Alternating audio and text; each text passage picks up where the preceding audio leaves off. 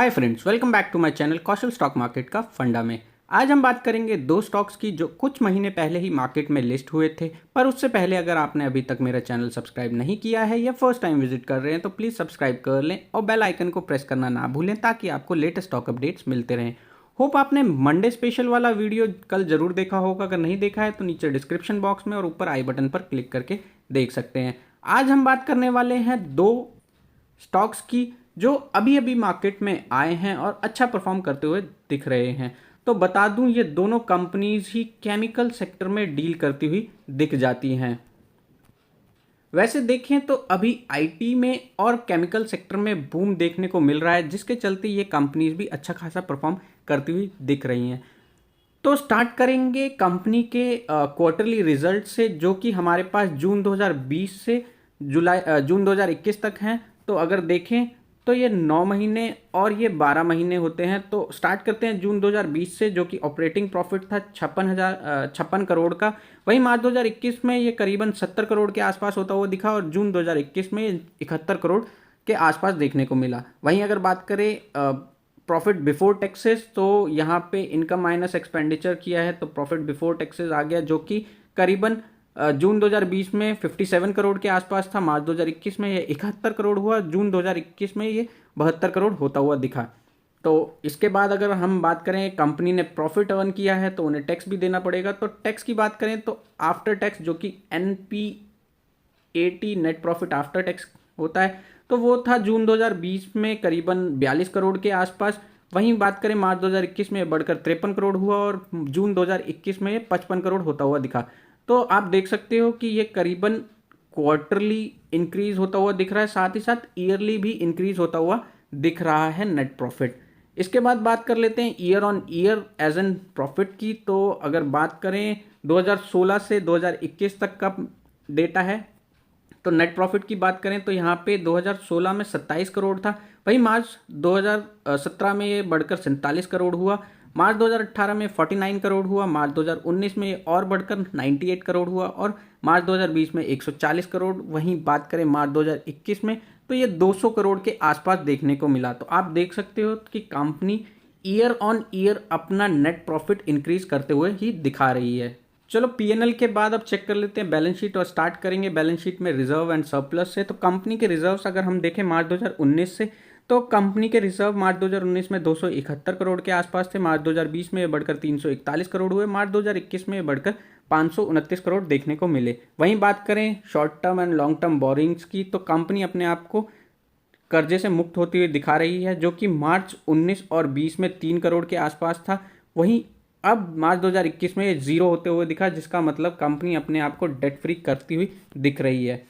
इसके बाद देख लेते हैं कंपनी के पास कैश एंड कैश इक्विवेलेंट कितना है। तो कंपनी के पास इस टाइम करीबन 16 करोड़ के आसपास है, जो कि मार्च 2020 में 8 करोड़ हुआ करता था। तो अगर आप देखो तो कंपनी ने अपने कैश रिजर्व्स डबल करते हुए दिखाए हैं।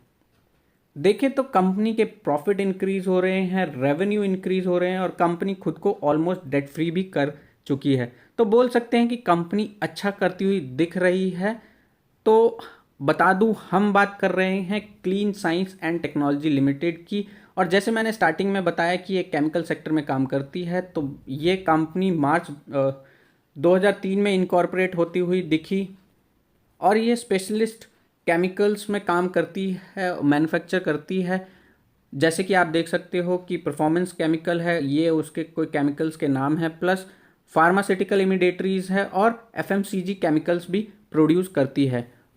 आप देख सकते हो कि कंपनी इंडिया में तो डिस्ट्रीब्यूशन और मैन्युफैक्चरिंग करती ही है, साथ ही साथ ओवरसी मार्केट में भी इनकी पकड़ है, जो कि China, Europe, US, Korea, Taiwan और जापान जैसी कंट्रीज़ हैं। और अगर आप देखो तो मार्च 2020 का 69% ऑफ रेवेन्यू जो था वो एक्सपोर्ट करके उन्होंने कमाया था फ्रॉम आउटसाइड इंडिया। तो देख लेते हैं कंपनी अपने सेक्टर में कहाँ स्टैंड करती है। और जैसे कि ये देखें पीयर कॉम्पिटिटर में छठे नंबर पर आती है विद मार्केट कैप 24,000 करोड़ के साथ, following to Pidilite industries, SRF लिमिटेड, आरती इंडस्ट्रीज, दीपक नाइट्रेट और टाटा केमिकल। जैसे आप देख सकते हो इसका मिड कैप मार्केट कैप सिर्फ 24,000 करोड़ का है, तो इसका मतलब ये एक मिड कैप कंपनी है। और आज के चार्ट पैटर्न की बात करें तो आज ये करीबन 2307 पर ट्रेड करती हुई दिखी, जो कि 2.38% था कल के क्लोज से। वहीं अगर बात करें 5 दिन की तो ये करीबन 8.79% का प्रॉफिट, एक महीने में 38.41%। और जैसे मैंने बताया कि ये कंपनी अभी अभी मार्केट में आई है, तो ये 19 जुलाई को लिस्ट हुई थी और तब से लेके अभी तक 46% के आसपास के रिटर्न दे चुकी है अपने शेयर होल्डर को। और अगर किसी को इस कंपनी में आईपीओ अलॉट हुआ था तो वो करीबन 150% के प्रॉफिट को एंजॉय कर रहा होगा।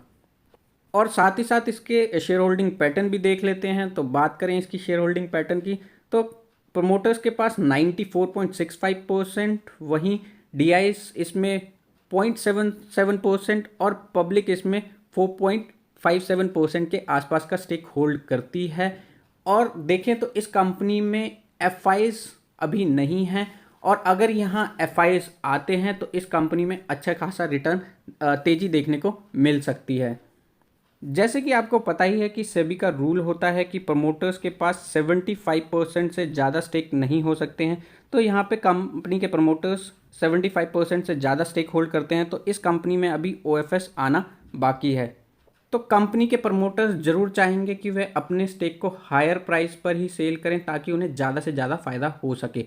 तो बोल सकते हैं कि हमें इस कंपनी पर नज़र रखनी होगी इनके रिजल्ट वाले दिन कि ये कैसे नंबर्स दिखाती है। बात करें दूसरी कंपनी की, तो आप समझ ही गए होंगे कि हम किस कंपनी के बारे में बात करने जा रहे हैं, क्योंकि ये कंपनी भी जुलाई में ही लिस्ट हुई थी मार्केट में। जी हाँ, हम बात कर रहे हैं तत्वचिंतन फार्मा केमिकल लिमिटेड्स की, जो करीबन आज 2390 पर ट्रेड करती दिखी और वो थी 1.24% कल के क्लोज से। अगर देखें तो ये कंपनी ने 5 दिन में 8.67%, एक महीने में 16.14%, और जैसे मैंने बताया कि ये कंपनी अभी लिस्ट हुई है तो ये हुई थी 29 जुलाई को, तो तब से लेके अभी तक ये सिर्फ 3.15% के आसपास का ही रिटर्न दे पा रही है। तो अगर देखें तो यहाँ पे कंपनी लिस्ट होने के बाद अचानक एक महीने के अंदर एकदम से प्रॉफिट बुकिंग देखने को मिली। तो बता दूं इसका रीज़न था एंकर इन्वेस्टर्स, क्योंकि एंकर इन्वेस्टर्स का कुछ ब्लॉकिंग पीरियड होता है जो कि 1 महीना होता है। उस टाइम पीरियड में एंकर इन्वेस्टर्स अपने अमाउंट को निकाल नहीं सकते हैं, और जैसे ही एंकर इन्वेस्टर्स का ब्लॉकिंग पीरियड ख़त्म हुआ, एंकर इन्वेस्टर्स ने अच्छी खासी प्रॉफिट बुकिंग की, जिसके चलते ही इस शेयर में अच्छी खासी गिरावट देखने को भी मिल सकती है। पर अगर देखें तो 11 अगस्त से जब एंकर इन्वेस्टर्स की प्रॉफिट बुकिंग हो गई, तब से लेकर अभी तक ये शेयर 19% के आसपास कमबैक करता हुआ दिख चुका है। कंपनी ये भी बुरी नहीं है, वहीं इस कंपनी में एफआईज भी इंटरेस्टेड हैं। तो चलो इनके शेयर होल्डिंग पैटर्न भी देख लेते हैं। तो कंपनी के प्रमोटर्स के पास 79.17%, एफआईज 3.89%, डीआईज 5.68% और वहीं पब्लिक 11.25% का स्टेक होल्ड करती है। तो यहाँ भी करीब ओएफएस आना बाकी है, क्योंकि सेबी के अनुसार कोई भी प्रमोटर्स 75% से ज़्यादा स्टेक नहीं होल्ड कर सकता है, और इस कंपनी के प्रमोटर्स के पास 79.17% के स्टेक हैं। बात करें पीयर कॉम्पिटिटर्स की, तो इनके भी पीयर कॉम्पिटिटर सेम ही है क्लीन साइंस टेक्नोलॉजीज़ के जैसे, क्योंकि दोनों ही केमिकल सेक्टर में डील करती है। तो ये करीबन 8th पोजीशन पर देखने को मिलती है विद मार्केट कैप 5232 करोड़, जो कि आप देख सकते हो एक स्मॉल कैप कंपनी के रूप में दिख रही है। तो बोल सकते हैं यह एक रिस्की कंपनी है, कंपनी भी है, और इसमें प्रॉफिट बुकिंग बहुत जल्दी होती है, जैसे कि आपने इसके लिस्टिंग के बाद देख ही लिया होगा कि ये कितनी जल्दी नीचे आई थी। बात करें कंपनी के नेट प्रॉफिट की, तो ये भी इंक्रीज करते हुए ही दिख रहे हैं। तो मार्च 2018 में ये करीबन 12 करोड़ थे, और मार्च 2019 में 21 करोड़ हुए, मार्च 2020 में 38 करोड़ और मार्च 2021 में 52 करोड़ देखने को मिले। वहीं अगर बात करें इनके रिजर्व एंड सरप्लस की, बैलेंस शीट की, तो रिजर्व एंड सरप्लस से स्टार्ट करते हैं, जो कि मार्च 2019 में 72 करोड़ के आसपास थे। वहीं मार्च 2020 में 110 करोड़ हुए और मार्च 2021 में बढ़कर 146 करोड़ देखने को मिले। वहीं लॉन्ग टर्म बोरोइंग्स और शॉर्ट टर्म बोरोइंग्स की बात करें तो ये 90 करोड़ के आसपास देखने को मिल रहे हैं मार्च 2021 में। और साथ ही साथ बात कर लेते हैं कैश एंड कैश इक्विवेलेंट की, तो कंपनी के पास अभी करीबन 5 करोड़ के आसपास का कैश अवेलेबल है। और देखें तो इस कंपनी ने लिस्टिंग वाले दिन अपना हाई क्रिएट किया था, और अब ये अपने हाई की तरफ बढ़ता हुआ दिख रहा है, जो कि 2534 था और ये डेटेड था 29 जुलाई 2021 का। साथ ही साथ अगर आज की डिलीवरीज पर नज़र मारें तो ये करीबन 50% के आसपास माल उठाया गया है आज। अगर बात करें कौन सी कंपनी के साथ जाना चाहिए तो बता दूं दोनों ही कंपनीज अच्छी हैं, पर आपको वार्न करना चाहूँगा कि एक मिड कैप कंपनी है और तत्व चिंतन स्मॉल कैप कंपनी है।